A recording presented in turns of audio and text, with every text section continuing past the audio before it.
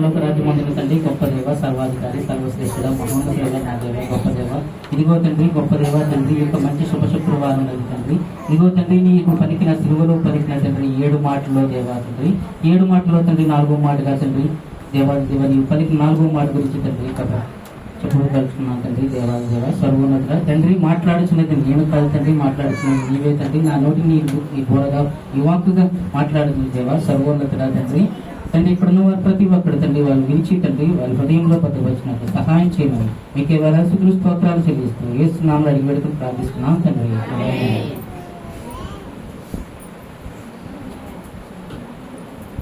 హల్లెలూయా. అది యేసు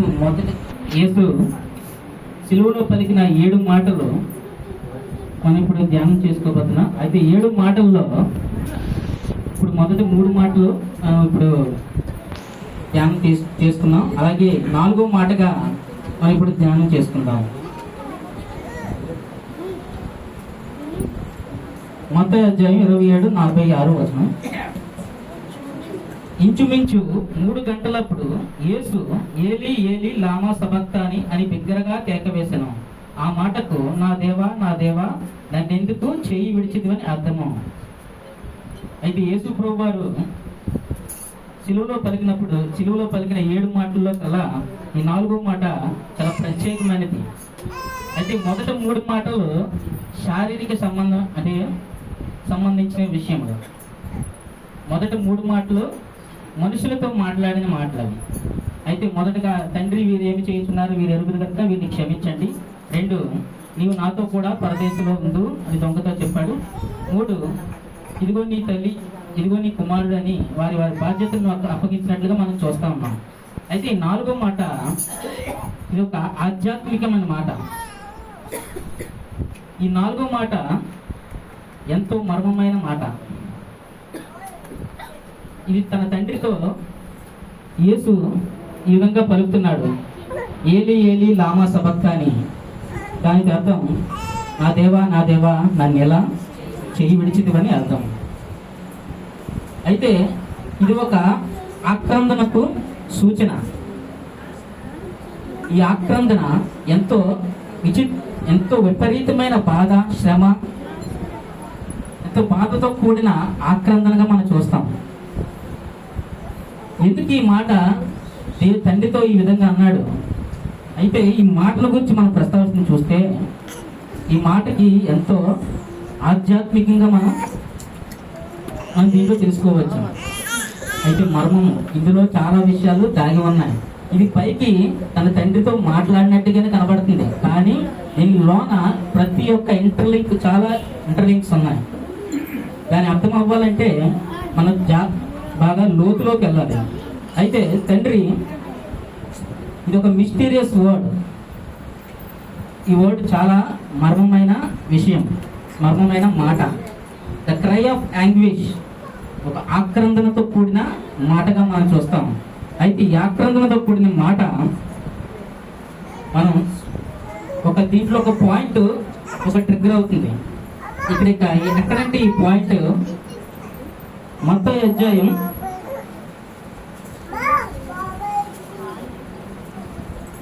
26 అధ్యాయం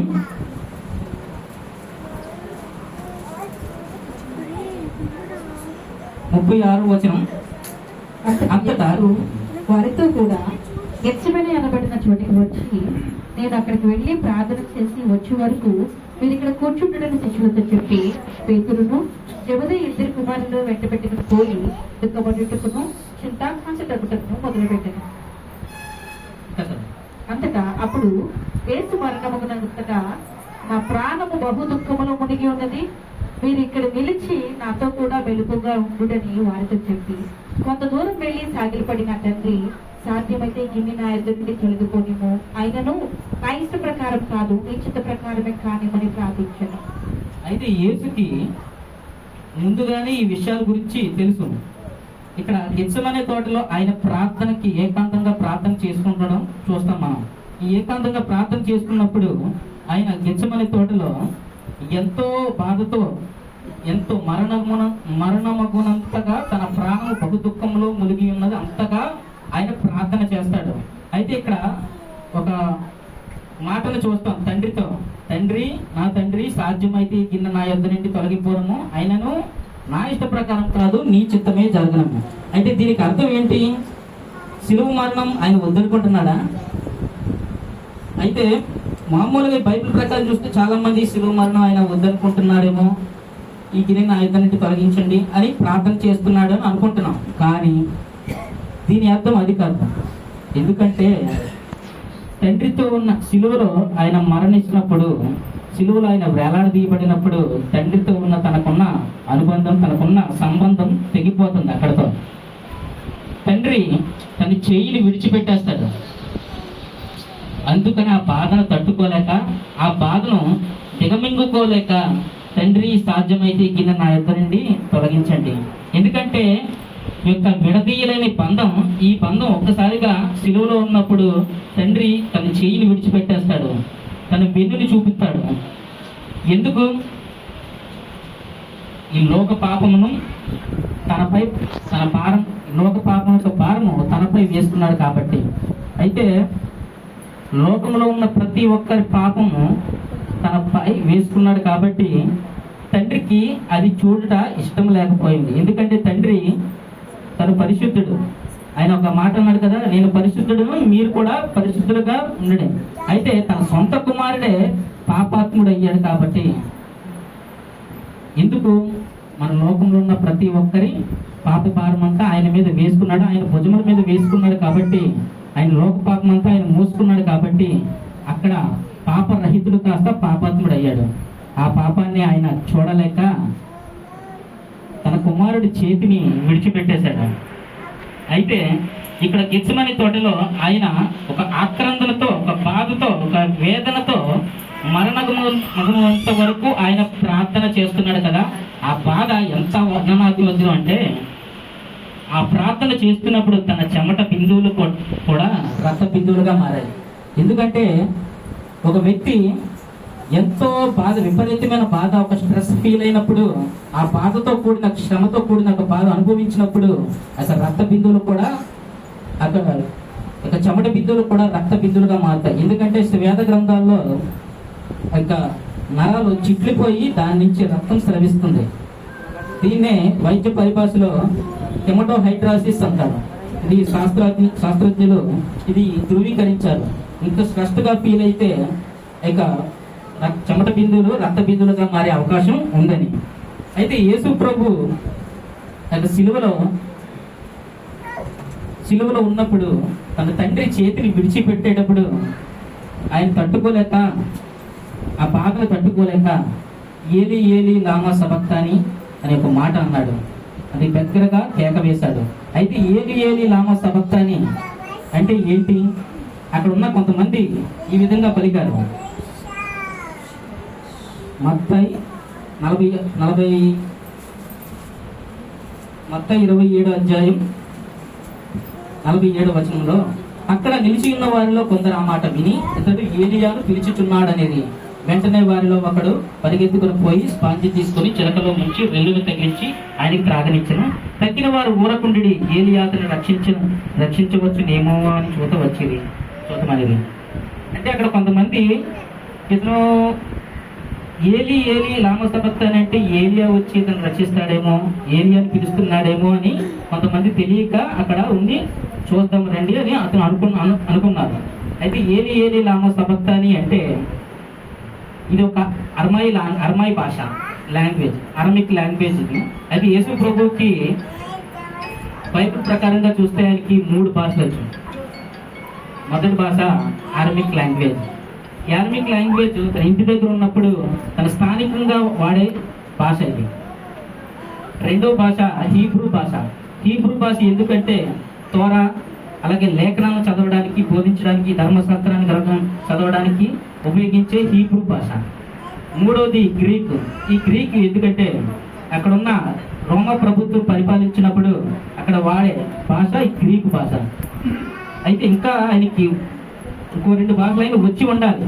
అయితే మనకి తెలిసినంత ప్రకారంగా ఈ 3 భాషలు ఆయనకి వచ్చాయి. అయితే ఈ సిలువలో పలికినప్పుడు ఏలి ఏలి లామా సబక్తాని అనే మాట అది అరమిక్ లాంగ్వేజ్. ఈ అరమిక్ లాంగ్వేజ్లో అక్కడ పలికినప్పుడు అక్కడ కొంతమందికి వారికి అర్థం కాలేదు. అర్థం కాక ఏలియాను పిలుస్తున్నాడేమో అని వారు అనుకున్నారు. అయితే సర్వశక్తిమంతుడైన మన దేవుడు యొక్క సిలువలో ఆయన 4వ మాటగా పలికినప్పుడు తన తండ్రి ఆ చేయి విడిచేటప్పుడు ఎంతగా బాధపడ్డాడో అది మనం వర్ణించలేము, వివరించలేము. అయితే ఎందుకు అంత బాధపడ్డాడు, దేనికోసం అంత బాధపడ్డాడు? ఆయన విడిచిపెట్టేటప్పుడు ఒక వ్యక్తి ఇద్దరు భార్యాభర్తలు విడిపోయేటప్పుడు ఆ పడే బాధ ఆ ఇద్దరు భార్యాభర్తలకు తెలుసు. వారిని అడిగితే తెలుస్తుంది ఆ బాధ ఏంటో. ఇద్దరు ప్రాణ స్నేహితులు విడిపోయేటప్పుడు తెలుస్తుంది ఆ బాధ అంటే ఏంటో ఒక విడిచిపెట్టేటప్పుడు. అలాగే ఇద్దరు ప్రేమికుల మధ్య విడిచిపోయేటప్పుడు కూడా ఆ బాధ ఏంటో అది తెలుస్తుంది. అయితే ఇంతటి బాధని ఆయన సహించలేకపోయాడు, ఆ బాధను తట్టుకోలేకపోయాడు. ఈ ఎడబాటుకి అసలు ఈ ఎడబాటు ఆయన తట్టుకోలేకపోయాడు ఆయన. అసలు ఈ ఎడబాటు ఎక్కడి నుంచి వచ్చింది, ఎలా వచ్చింది, అసలు ఎందుకు వచ్చింది, దేనికి వచ్చింది అని చూస్తే ఈ ఎడబాటు ఏదేని తోటలో మనకు కలిగింది. ఏదేని తోటకి వెళ్ళిపోయాం. ఆదికాండం 2వ అధ్యాయం 16వ వచనంలో చూద్దాం.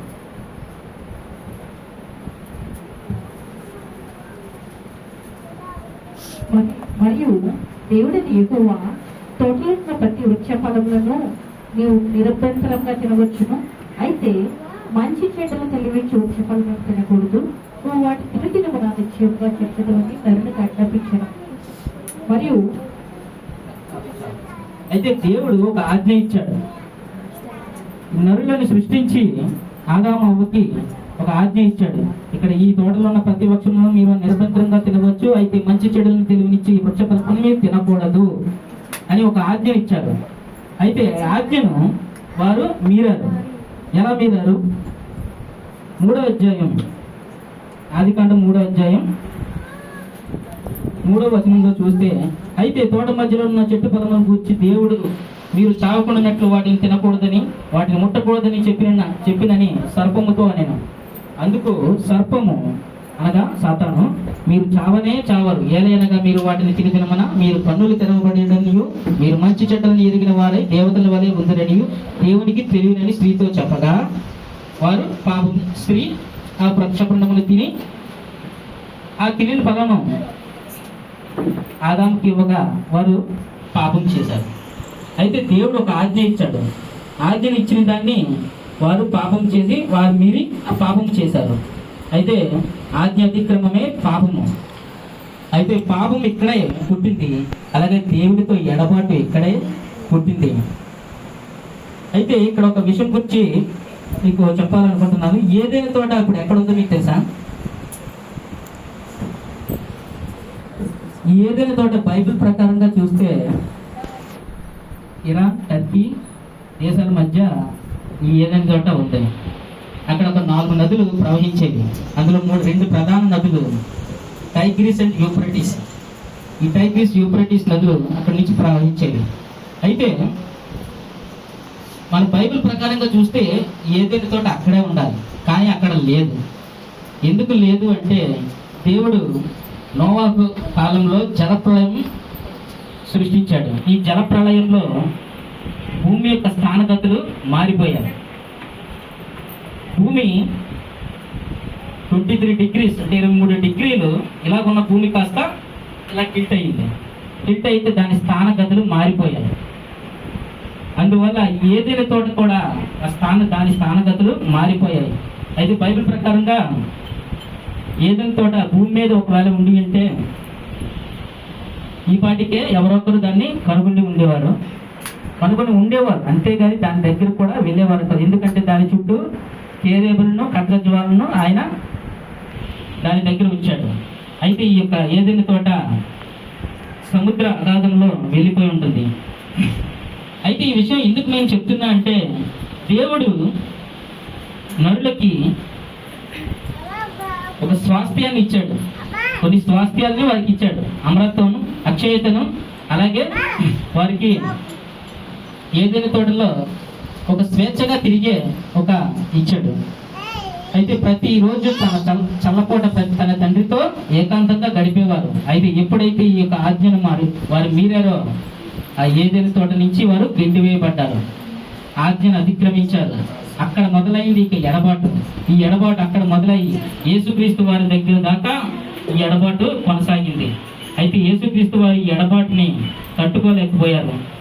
అయితే ఈ ఎడబాటుని కోసం దేవుడు మన తండ్రి అయిన యేసుక్రీస్తు వారు ఈ ఎడబాటుని పూరించడానికి, ఈ ఖాళీని భర్తీ చేయించడానికే మన తండ్రి సర్వశక్తిమంతుడైన దేవుడు తన తండ్రి తన చేతిని విడిచిపెట్టేశాడు. అందుని బట్టి దేవాదేవుడికి మనం ఏమిచ్చినా తీర్చుకోలేము. అయితే అక్కడే మరణం పుట్టింది, ఎడబాటు పుట్టింది. అయితే అక్కడ అవ్వ ఒక పాపం చేసింది కదా, అవ్వకు ఒక దురాశ కలిగింది. ఏంటి ఆ దురాశ? మేము కూడా దేవునితో సమానంగా అయిపోతాము అన్న ఒక దురాశ ఆమెకు కలిగింది. ఈ దురాశను గుర్తు చూస్తే యాకోబు 1:15 ఉంది కదా, దురాశ గర్భము ధరించి పాపమును కనెను, పాపము పరిపక్వమై మరణమును కనెను. అయితే అక్కడే పాపం పుట్టింది. ఈ పాపము మనల్ని ఏలుబడి చేస్తుంది. ఈ పాపాన్ని తొలగించడానికే, ఈ శాపాన్ని తొలగించడానికే యేసు ప్రభు మరణమునకు పాత్రుడయ్యాడు. అయితే ఆయనలో ఎలాంటి పాపము లేదు. లోక పాపం అంతా ఆయన మీద మోసుకొని, ఆయన మీద వేసుకొని తన తండ్రి చేతే తృణీకరింపబడ్డాడు. అట్టి త్యాగం మనం ఎవరిలో మనం చూడలేము. తండ్రి తన వెన్ను చూపాడు. ఎందుకంటే దేవుడు పరిశుద్ధుడు. ఆ పరిశుద్ధుడు పాపాత్ముడైన క్రీస్తుని చూడలేక, యేసుప్రభు కుమారుని చూడలేక తన వెన్ను తిరిగాడు. అయితే యేసుప్రభు ఆయన మనల్ని దేవునితో కలపడానికి ఆయనే సిలువ ఎక్కాడు. అయితే సిలువ, ఎప్పుడైనా మనం సిలువని చూసినప్పుడు దానికి ఏమనుకుంటాం? ఇది సిలువ ఒక ప్రేమకు చిహ్నం. సిలువ ఒక ప్రేమకు చిహ్నంగా మనం చూస్తాం. కానీ సిలువని చూసినప్పుడల్లా మనం ఒక పశ్చాత్తాపంతో కూడి ఉండాలి. ఎందుకంటే నా కోసమే ఈ సిలువ ఎక్కాడు కదా, నా కోసమే కదా తన తండ్రి చేత కూడా తృణీకరింపబడ్డాడు, తన చేయిని విడిచాడు, తన తండ్రితో ఎడబాటుని కలిగించాడు, ఎడబాటు కలిగి ఉన్నాడు. అట్టి ప్రేమను మనం మర్చిపోకూడదు అని ఒక సిలువను గూర్చి మనం ధ్యానించాలి. అయితే బయట అనేక మంది అన్యజనులు ఏమనుకుంటారంటే, ఈ గుడ్ ఫ్రైడే రోజున సిలువ కోసం వీళ్ళు ప్రార్థన చేస్తున్నారు, సిలువ కోసం వీళ్ళు ధ్యానించుకుంటున్నారు, అయితే సిలువలోనే ఆయన కొట్టి చంపేశారు అని అంటారు. అయితే వాళ్ళకి తెలియదు, బయట వారికి తెలియదు సిలువను కూర్చున్న వార్త. 1 కొరింథీ 1:18 మనకి ఈ విధంగా చూస్తున్నాం. నశించుతున్న వారికి వెర్రితనము కానీ, రక్షింపబడుతున్న మనకు అది దేవుని శక్తి అని. అవును, నశించుతున్న వారికి తెలియదు, కానీ మనం రక్షింపబడ్డాము. ఈ యొక్క వార్త మనకి అది ఒక గొప్ప వార్త, అది గొప్ప రక్షణ, అది మనకి. అయితే యేసు ప్రభు వారు ఈ లోకముల గురించి ఏ విధంగా భావించారంటే, ఈ లోకము ఒక వాచ్ అనుకుందాం. ఈ వాచ్ ఒక ముళ్ళు పనిచేయకపోతే మనం ఏం చేస్తాం? దాన్ని ఎక్కడ పట్టుకెళ్తాం? రిపేర్ షాప్కి పట్టుకెళ్తాం, రిపేర్ చేయిస్తాం. అలాగే ఈ యొక్క లోకము పాడైపోయింది. ఈ లోకం పాడైపోయినప్పుడు యేసుక్రీస్తు తానే ఒక ముళ్ళై, తానే ఒక సిలువ దారి అయి ఈ లోక పాపాన్ని తన మీద వేసుకొని ఈ లోకాన్ని తాను రిపేర్ చేశాడు. ఆ విధంగా మనం చూస్తాం. అయితే సిలువలో ఆయన ఎంతగా రక్తం చిందింపబడ్డాడు.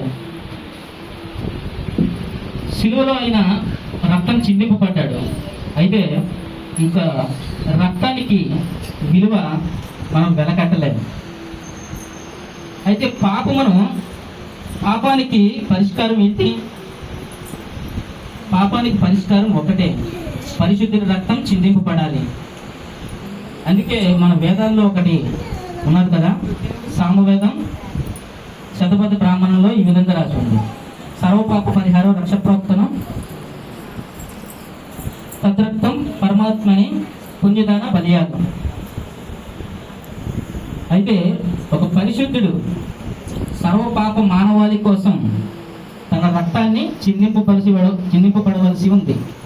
ఆ రక్తం పరిశుద్ధుడై సర్వపాప మానవాళి కోసం ఆయన చిందింపబడాలి. అయితే ఆ వ్యక్తి సగం మానవుడు సగం దేవుడై ఉండాలి. ఇది మన వేదాల్లో కూడా మనం చూస్తా ఉన్నాం. అయితే పాపమే దేవుడి నుంచి మనకి ఎడబాటును కలిగించింది, మన నుంచి సెపరేట్ చేసింది. ఈ పాపం మానవునికి దేవునికి ఒక మధ్య అడ్డుగోడగా నిలిచిపోయింది. ఈ యొక్క అడ్డుగోడని తొలగించడానికి కోసమే దేవాది దేవుడు తన సొంత కుమారుడైన తన చేతిని విడిచిపెట్టేశాడు. అలా విడిచిపెట్టకపోతే ఈరోజు నీకు నాకు రక్షణ దొరికేది కాదు, పాప క్షమాపణ దొరికేదే కాదు. అయితే యేసు ప్రభు వారు సిలువలో పలికిన 7 మాటలు ఎంతో అమూల్యమైనవి, ఎంతో ఉన్నతమైనవి. ప్రతి మాట ఒక విలువైనది. ఆ మాటలు చాలా కొద్ది మాటలకే మాట్లాడాడు. ఎందుకు ఆ కొద్ది మాటలే మాట్లాడాడు? విస్తారంగా మాట్లాడచ్చు కదా, చాలా ఎక్కువగా మాట్లాడచ్చు కదా, ఓపిక లేక కాదు. ఆయన మాట్లాడే ప్రతి మాటకి ఒక అర్థం ఉంది, ఒక విలువ ఉంది. అయితే ఈ దినాన మనం చూసుకుంటుంటే మన మాటలు ఏ విధంగా ఉన్నాయి, మన క్రియలు ఏ విధంగా ఉన్నాయి. మన మాటలు ఉదయం లెగిస్తే ఎవరినొకరిని నిందించాలి, ఎవరినొకరిని ఏదో ఒకటి అనాలి. ఒక ముసలమ్మ ముచ్చట్లుగా ఉంటున్నాం, కానీ దేవుని సంబంధమైన విషయంలో మనం గ్రహించలేకపోతున్నాం, దేవుని సంబంధమైన విషయాలు మనం మాట్లాడలేకపోతున్నాం. ఆ విధంగా ఉన్నాయా మా మాటలు? దేవునికి విరోధంగా ఉన్నాయా? ఈ లోకంతో సంబంధమైనవి ఉన్నాయా? దేవునితో ఎడబాటు కలిగి దేవుని చేతినే విడిచిపెట్టి మనం ఈ లోకంలో మనం ఉన్నామా? మనల్ని మనం పరీక్షించుకుందాం. ప్రియ సహోదరుడా, సహోదరి, ఎవరు విడిచిపెట్టినా సరే, నీ తల్లిదండ్రులు విడిచిపెట్టినా, నీ సహోదరులు విడిచిపెట్టినా, నీ ప్రాణ స్నేహితులు విడిచిపెట్టినా, దేవుడు విడిచిపెట్టేవాడు కాదు. అందుకే మాట దేవుడు ఒక మాట సెలవిస్తుంది బైబిల్లో: నిన్ను విడువను ఎడబాయను. ఆయన విడిచిపెట్టేవాడు కాదు, ఆయన విడిచిపెట్టేవాడు కాదు. అందుని బట్టి దేవునికి మనం ఎన్ని ఇచ్చినా తక్కువే. మన హృదయాన్ని ఆయనకి ఇద్దాం. మన మాటలు దేవుని సంబంధమైనవి కలిగి ఉండాలి. అందుని బట్టే దేవుడు ఎంతో విలువైన మాటలు సిలువలో పలికాడు. అందులోని 4వ మాట తండ్రి, 4వ మాట యేసు ఏలి ఏలి లామా సబక్తాని, నా దేవా నన్నెందుకు చేయి విడిచితివని అర్థం. ఈ కొద్ది మాటలు దేవుడు దీవించుగాక.